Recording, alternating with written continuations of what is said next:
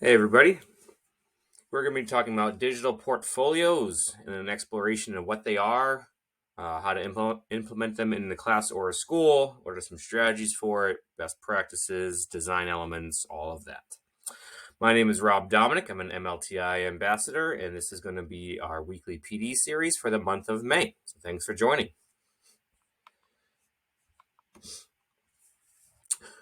We're going to cover the topics with digital portfolios. First, what are they and why use them, overall view of them. Then we'll get into, considerations for creating digital portfolios. What things do we recommend that you keep in mind if you're planning to create them? Some pre-planning options. Then we'll talk about the tools and design elements for the digital portfolios. Give you some options as to ways that you can make them, how you can have students use them, and then finally, what are some strategies or practices to get the most out of using them in the classroom?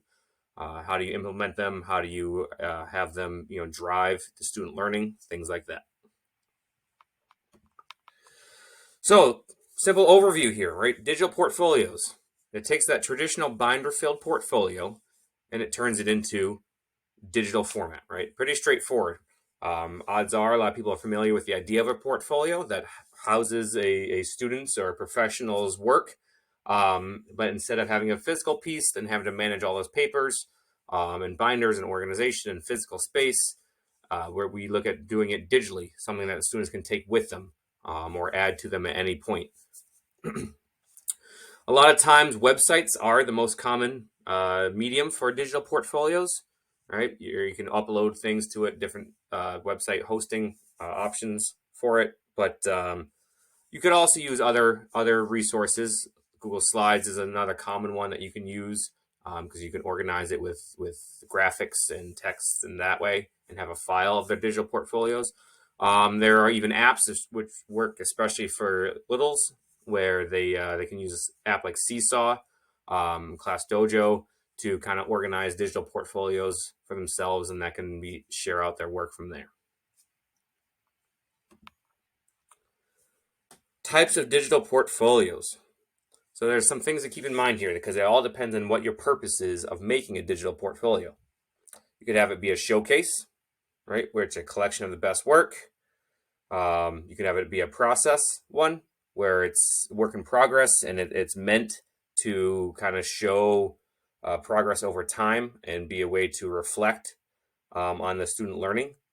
It gives them an opportunity to, kind of journal about what's going on for the most part. And then you have the assessment, where it's more of a formal option. And as you can see, it says, documents learning in line with curriculum objectives. So it's much more formal compared to the process-based one. And then you can have a hybrid, of course, right? You can blend them all together, or pick a few of them and go. A lot of times, right? I think a lot of people think about digital portfolios. They think about the process or showcase type portfolio. Even more so, probably a lot of people lean more towards a showcase, where especially students think that digital portfolio has to be their best work. It has to be their final polished piece, and that's what goes on there to show their learning. I would say that incorporating a dedicated part of the digital portfolio to the process aspect of it is pretty important, because that's where you get to draw out student reflection, and then they can see their progress throughout the unit or throughout the topics throughout the years even, with a digital portfolio. So I would definitely say a hybrid is what I'm going to be kind of thinking about and focusing on as I go through talking about digital portfolios, with primarily the process and showcase based portfolios in mind, because that's what I think is most effective for my students anyways.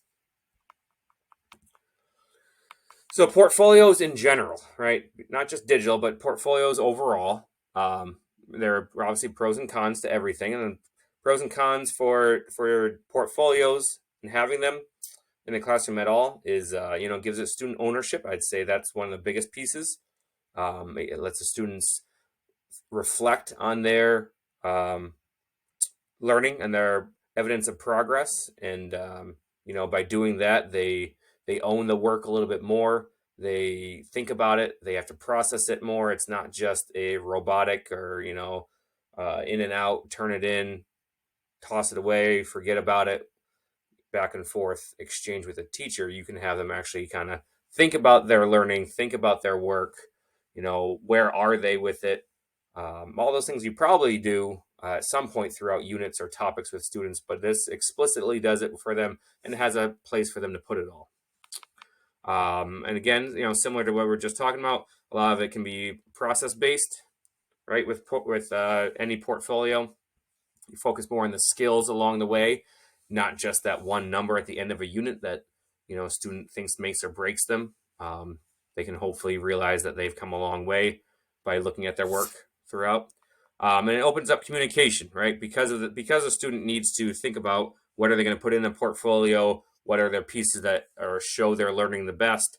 Opens up a way of communication for them, or it could open it up anyways. That allows them to have that conversation with peers or the teacher or parents or even just kind of themselves. It makes them, again, go back to the reflection piece. And it allows them to think about what do they want in their portfolio, and what's meaningful and what's not. The cons, obviously, though, there are going to be cons to everything. Time to plan, right? That's an obvious one that goes with anything in the classroom, right? They need time to plan for the digital portfolios. You need time to implement the the regular portfolios. We'll talk about digital in a minute. Right? That's always a obstacle, but it's not going to go away in any classroom setting. Time is always going to be a constraint. So it's really, how can we make this effective enough, and how can we make this enticing enough that it's worth the time? And I think if you do digital portfolios or any portfolios the right way, then it is worth the time in the end. It does bring out more learning along the way, besides just, again, that check in, check out, pass the paper in, get rid of it when you get it back type interaction. You do need a effort to follow up with the students. Again, there's a time piece and all of their work and their pieces that they're putting into their portfolios, so you can make it meaningful to them. And then you need to have the idea if you're going to assess their portfolio or not, if you're going to have a rubric towards it or assess what they have in it and the organization. How are you going to use it? That's just something to think about. Not necessarily a con, I guess, but just something else to think about, because it does go with that time piece as well.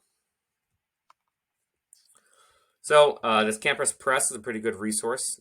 A lot of these images are coming from that. But I like this one, this quote here that talks about testing gives you a snapshot, but portfolios give you a movie, right? So if you really want to know the student as a whole, if they want to know themselves as a learner, portfolios are the way to do that, right?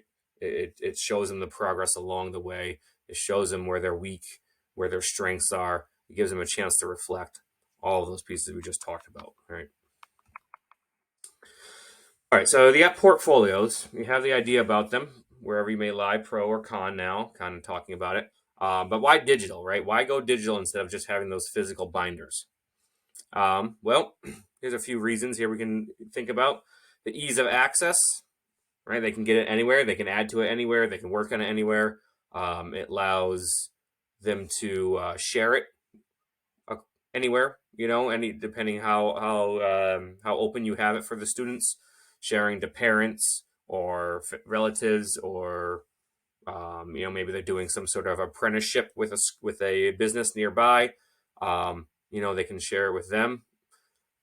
It really opens it up to more authentic audiences, besides just, again, that interaction with the teacher, where the teacher is the only one that sees their work, and that's it, right? The students, they get desensitized to that process. So having an authentic audience can draw them in. You can enhance the artifacts that they put in there, right? If it's a physical portfolio, a binder, you're not putting in movies, you're not putting in graphics, slideshows, audio of any sort, podcasts, any of those mediums, right? That's not going into a physical one. So there's, an advantage to the digital portfolio part.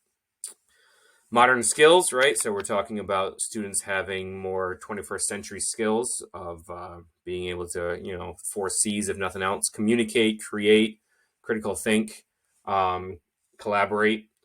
That's by doing it digital allows more of those options. And if nothing else, too, it allows them to have some soft skills interacting with technology and learning how to use certain programs or resources more productively. Instead of just being able to play around with things, they learn how to make it more professional or productive with that. It does allow for a little bit more individual creativity, right? Students can kind of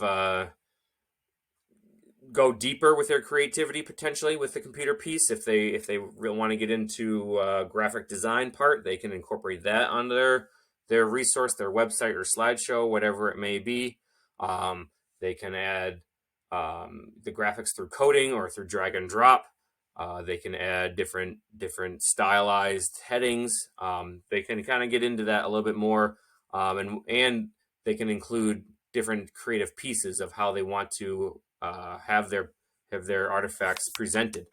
Again, they can have the videos or slideshows or podcasts or audio, gifs that they make, whatever it may be. Right? They can have a much more wider range of options to incorporate when it's digital.